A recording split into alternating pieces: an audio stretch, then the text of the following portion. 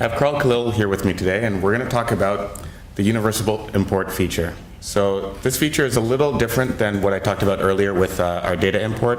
This one's a little geared more towards environmental data. Not that we can't do that with the other import, but we already had an import system in place, and now we've improved on it, so this is the 2.0 version of that.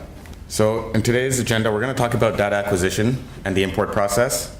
We're also going to talk about error handling and also data cleansing, so being able to pinpoint issues in the file and knowing when to keep data and when not to.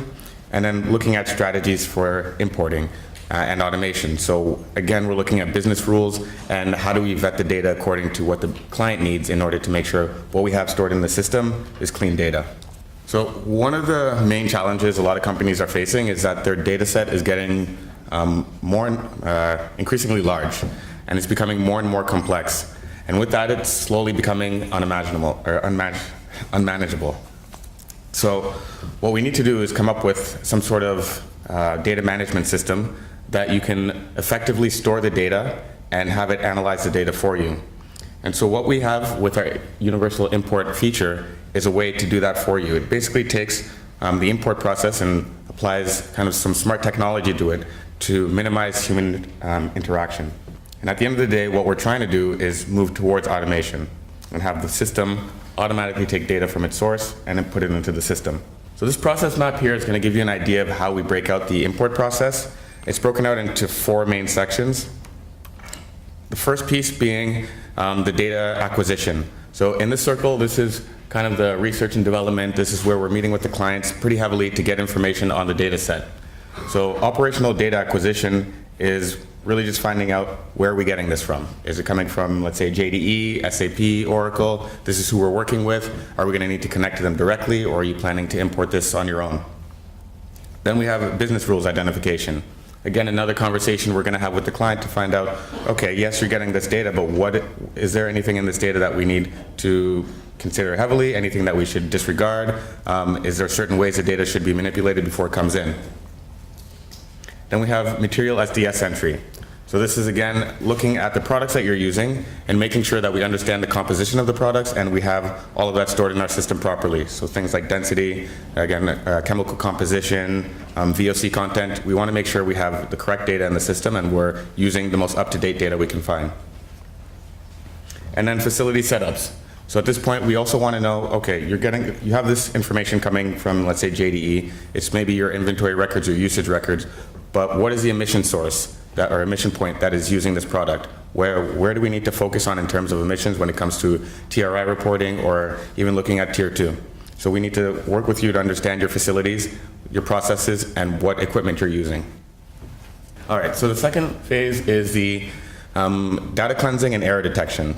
So this is kind of part of a validation process. Now, after the first circle, we've acquired the data, we're moving towards import, and so we need to make sure what we're going to be putting in the system meets your criteria, and we're not putting any junk in there. So error detection, the system will be able to identify things that seem like anomalies or anything that might be corrupt data, and it'll go ahead with the import, remove that information, and provide a report that will give you a list of where the errors were and what the system thinks caused them, and it'll give you something to troubleshoot with.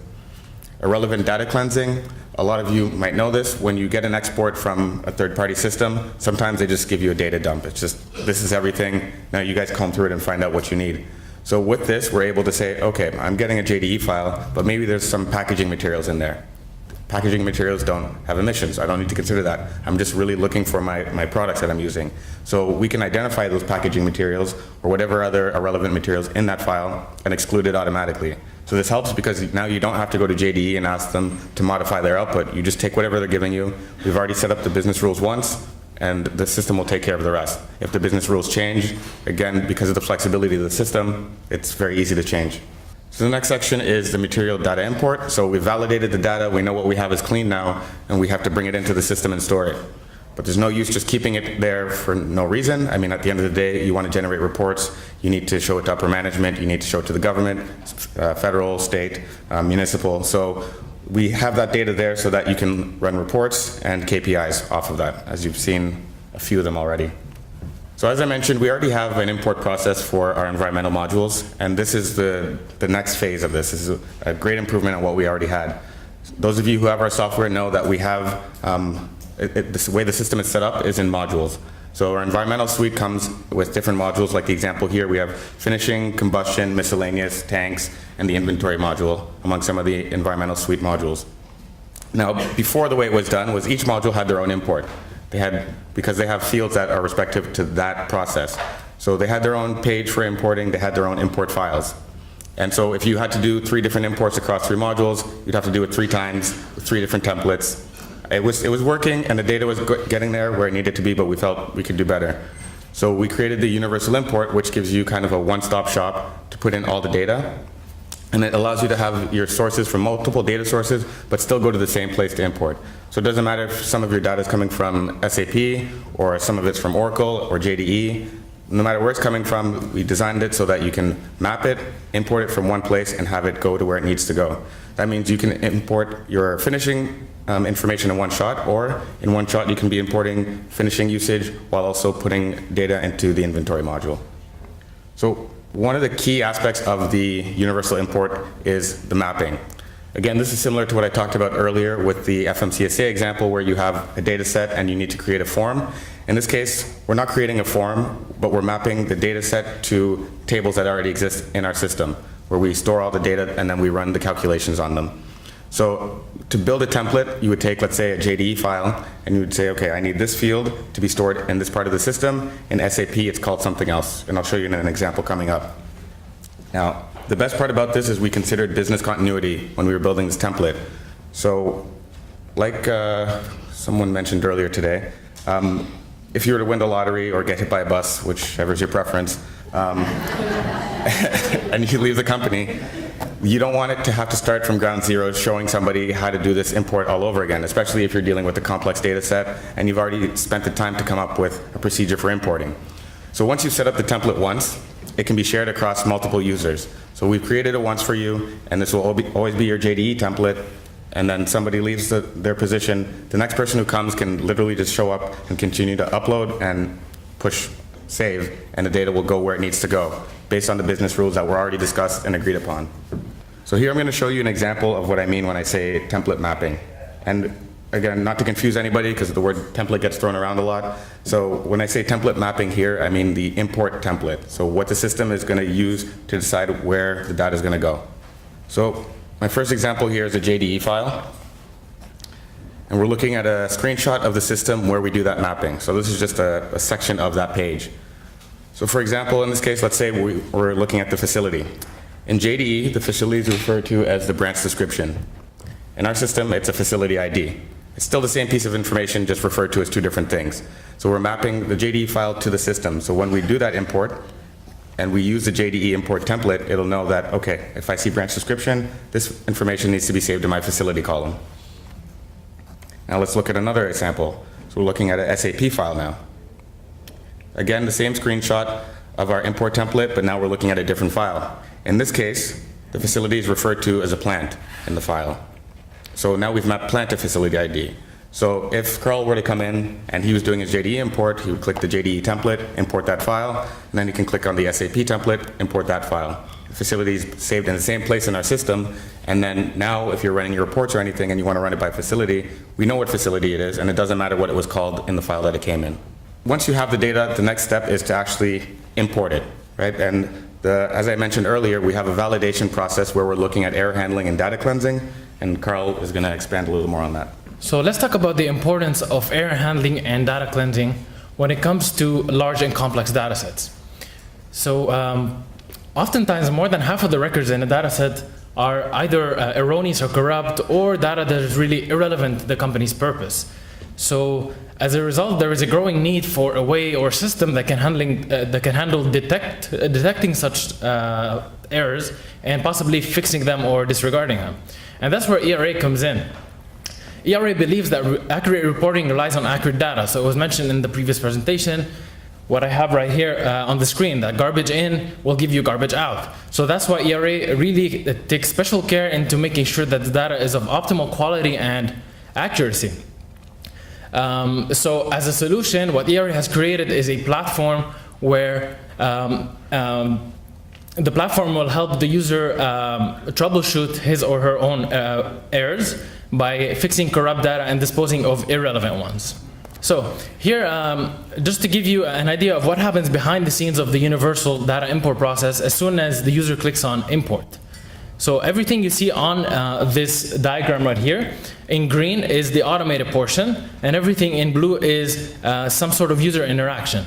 So in this process, user interaction is very important in order to make sure that the troubleshooting is happening accurately, and to fix any typos in the data, or to set up any sources or products that were previously missing in the system. And also, what the user interaction is important for is to feed information to the exceptions table for irrelevant data cleansing, which I'll talk about a little bit later on.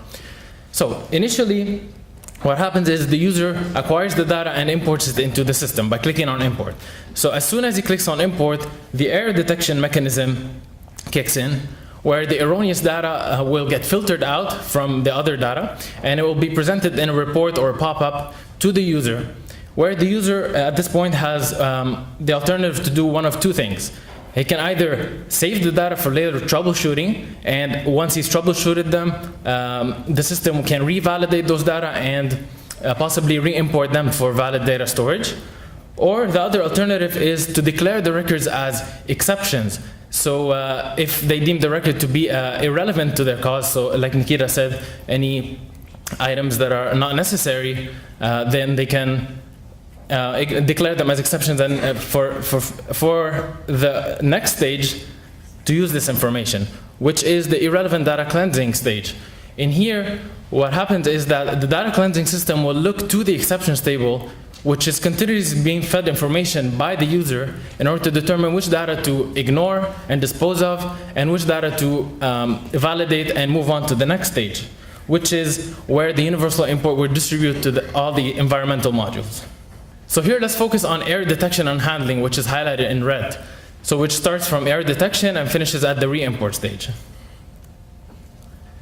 So as I mentioned, as soon as the system detects the errors, it will display these errors in a pop-up to the user. And this is a screenshot of, a very zoomed in screenshot of this pop-up to the top right corner, just to emphasize the error descriptions that come in with every record.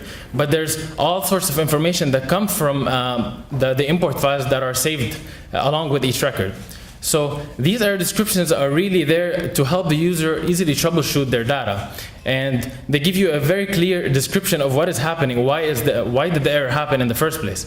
So one example of an error is when the system could not find, say, source T00031. So in this case, it will give an indication to the user that that source is probably not set up in the system yet, and it needs to be. Another type of error is when the product ID is not found for the specified department. So in this case, maybe there's a typo in the product ID, or maybe the product ID is not set up either. So really, these records, these errors, along with the error descriptions, can be saved for later access and troubleshooting in the errors table. And whatever records were validated at this point can enter the system. So after these records from the pop-up are saved, they come into the errors table, which looks something like this, which is also a zoomed-in version to emphasize how the user can troubleshoot his or her data. So taking the example that we saw before with the T00031, so let's say in this case there was a typo, and the user has the capability of editing the records straight from the interface, because ERA created a built-in troubleshooting and re-import capability from this page, where he can fix the typo and make sure that it's actually T0031. So after he's gone through all the records and make sure that all the source setups and everything have been set up based on the error description that was found, then he can click on re-import, and the system will revalidate all the records, and then if they're still erroneous, then another pop-up will come up, and otherwise, if they're good enough, then they will get entered into the system to where they were originally supposed to go, and they will get distributed to the different modules. All right, so the next step in the process is the irrelevant data cleansing portion, which is highlighted in red. So on the same errors table where the user has the capability of troubleshooting and re-importing the data, he has another alternative to save exceptions. really here it's all about irrelevant data. So if the user declares the records to be irrelevant, it has to be based on one or more factors. These factors could be facilities. So say there's a facility that comes into the file that is not really relevant for the purpose of the company, then it can be saved as an exception. Another type of exception is a product. So say empty bags or nuts and bolts or any type of article exemption that is not really pertinent from an environmental standpoint can also be ignored. We can also ignore source IDs or source ID destinations or even internal IDs, which are synonymous to product IDs. So really, what the system will do then is it will look to that to this list of exceptions that was previously saved. So the next time it tries to import, it will read that information and it knows to ignore it and not show it as an error anymore. So you can imagine, like, over time, there's more and more exceptions that are being saved by the user. So the data cleansing mechanism has more information to work with. So this will increase the effectiveness of that mechanism over time.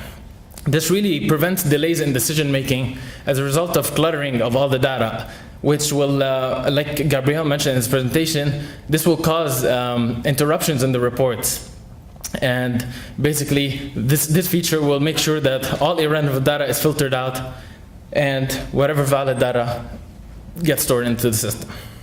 So another feature that is very interesting, that is actually very new, that ERA has created in order to make it even easier for the user to troubleshoot their data, specifically ones that are related to products that are not found in the system, is the product transfer capability on the fly. So the way this works is, imagine there are products. So let's give an example here. We have the product diesels, say, in the import file, and the system tries to validate that record, but it does not find that product under the specified facility and department.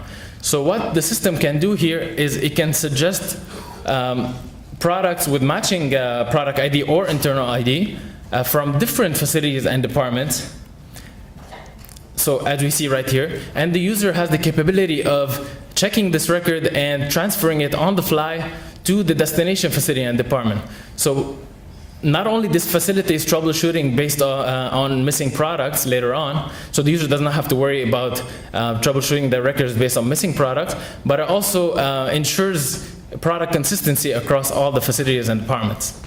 So really here I've shown you the standard error detection handling and also the irrelevant data cleansing mechanism. But on top of that, we found out that facilities use, like, their business rules are really unique, and there are some strategies that we need to implement in order to make sure that we accommodate for these business rules. And Nikita and I will be presenting some examples of how ERA innovated such strategies. So as Carl mentioned, different companies have different business rules, and you'll see that that's kind of the theme across a lot of our customization. Business rules is what drives the customization. Everybody works differently, company to company, and even within a company, your business units can work differently, and you just need to accommodate that. So we try to help you as much as we can with these customizable platforms, especially with our universal import.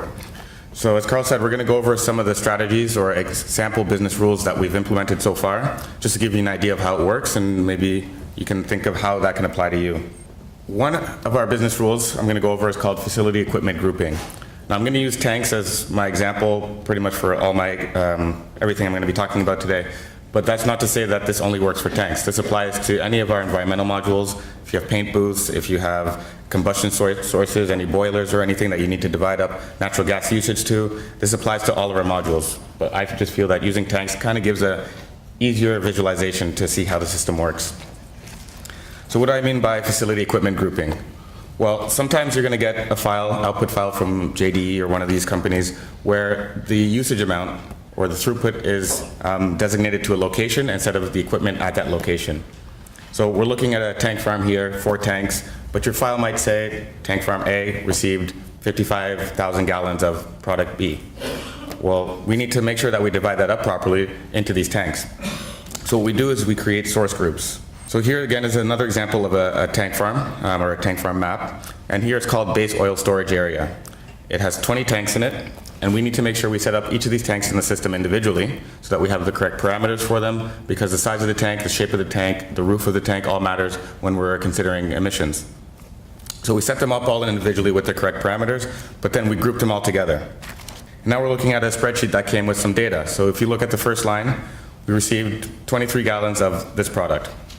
Now, it only tells us the location is base oil storage. Some data set outputs will tell you the specific tank that usage was for, and some don't. And if that's who you're working with, then we need to have some alternative, and that's what we try to do here. So we're going to direct this usage towards that base oil storage source group. And we do so using 3 methods of dividing up the quantities. So after we create the group, as I said, we can do either an equal distribution, which is take the 20 tanks and take the volume that's coming in and divide it evenly between the 20 tanks. We can do a fixed distribution. Maybe you know that certain groups within the groups get more throughput or usage than the others. So you go and put in fixed numbers for them. So maybe tank 1 is getting 37.5%, and then you split the rest up however you'd like. And then the last one is distribution by capacity. We're taking the relative ratio of the tanks to find out what goes where. So if tank 1 is twice as big as tank 2, it'll get double the quantity of usage than tank 2. So in this case, we went by the working volume of the tank, which is also the capacity of the tank. Another business rule that we've done so far is looking at transaction codes. You might refer to them as something else, but it's essentially identifiers in your file that tell you what a specific piece of data means. Either it's a shipping record, or it's a sales record, an inventory correction, and those codes are in there. Now, if you're doing it manually, you know what it means, and then you're able to parse out what you need and put it in the system. But if we want to make this automated, we have to define these rules in the system ahead of time, so that when we're doing the automated import, it knows, okay, this is ignorable, needs to be a negative number, this needs to be a positive number, and so on. So again, another example here. We have another output. At the top, you see the Excel file, and then in column A, we have our doc types. This is a JDE file, so doc type is the same as our transaction type. So we see that there's RIs, OVs, and IAs. Now we sat down with the client to find out what this means, and in this particular case, they have, for every one of their facilities, they have the same doc types, but they mean different things. So that goes to what I was saying, within a company or different business units can work differently. So we set up, for this particular facility, we said an RI means a sale. So the product was sold, which means it needs to go either by a mobile tank, so a truck, rail, or ship, away from the facility, or it needs to go out by pipeline. So we set up the first condition. If it's RI, and it's less than 10,000 gallons, then we know it went out by truck. If it's RI, but it's over 10,000 gallons, then it had to have been shipped off through a pipeline. OV, they told us, is their purchases. So this is any products coming into the facility. Well, as soon as it comes in, it needs to be stored somewhere before it can go anywhere else. So we know that as soon as we see an OV transaction, we're going to send it directly to a specific tank. And they told us what tank that is, and every time those products will go to that tank in that facility. Last one is IA. This is our inventory adjustments. So after discussion with the client, they told us inventory adjustments we don't need to keep. If we import that, we're just going to end up double counting our data. So just make sure if you see that, exclude it. So we set it up so that if we see anything greater than 0 with that IA, then we're going to just completely ignore it. We don't actually throw it away, we just ignore it. All right, so Nikita showed the example when on the import file we had areas in the facility defined as a location. But what happens if nothing is defined at the location? So it's not specified. The system has no way of figuring out where the record is supposed to go. So in this case, at the implementation phase, ERA can work with facility operators and specialists in order to determine the process flow of each product, and then use that information and define a product to source or source group relationship, so that the system can decipher the location based off of the product. So this really allows for import automation despite not specifying any location on the file. So just to give you an example to further clarify this, let's consider this sulfuric acid production process. So sulfuric acid gets produced in the plant, and then it gets shipped off to be stored into 3 storage tanks, and maybe at a later time it gets offloaded from the storage tanks and gets unloaded into trucks for off-site shipment. So now that we have defined the process flow of the sulfuric acid product, what we can do is map this into ERA by using source groups that Nikita explained.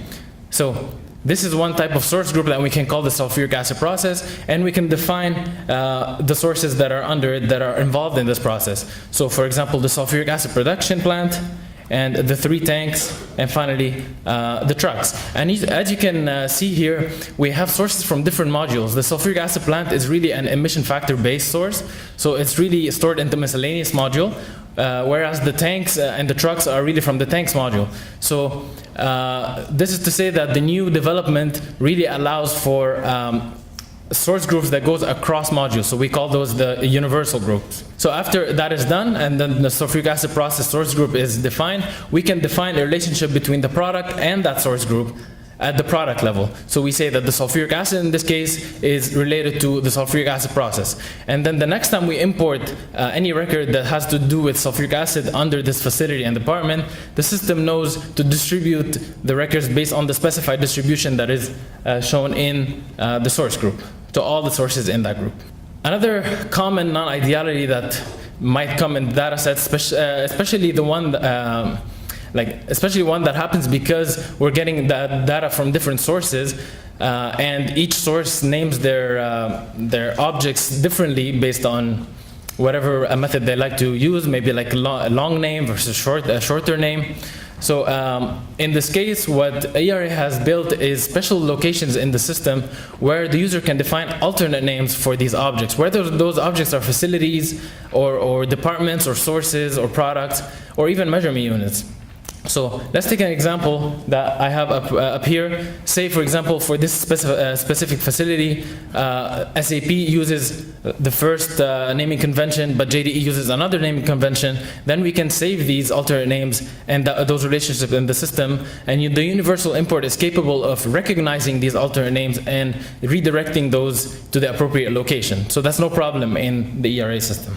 So in addition to that, facilities often call their products differently, the same product differently based on container size. So just to take a closer look at measurement units and container size very briefly, let's take a look at this example.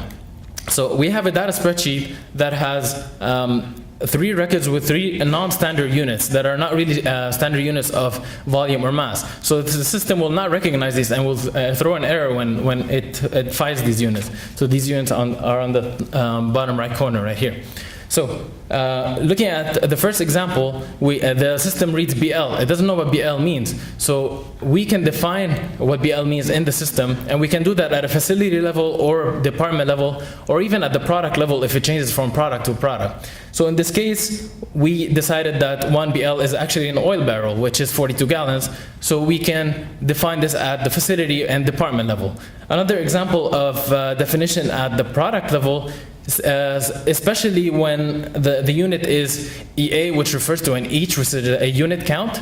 In this case, really it changes from one product to the other based on the container size. So in this case, we can define that conversion factor at the product level so that whenever the system reads the product name and the measurement unit each, it knows to convert based on the conversion factor that we gave it, in this case 50 pounds.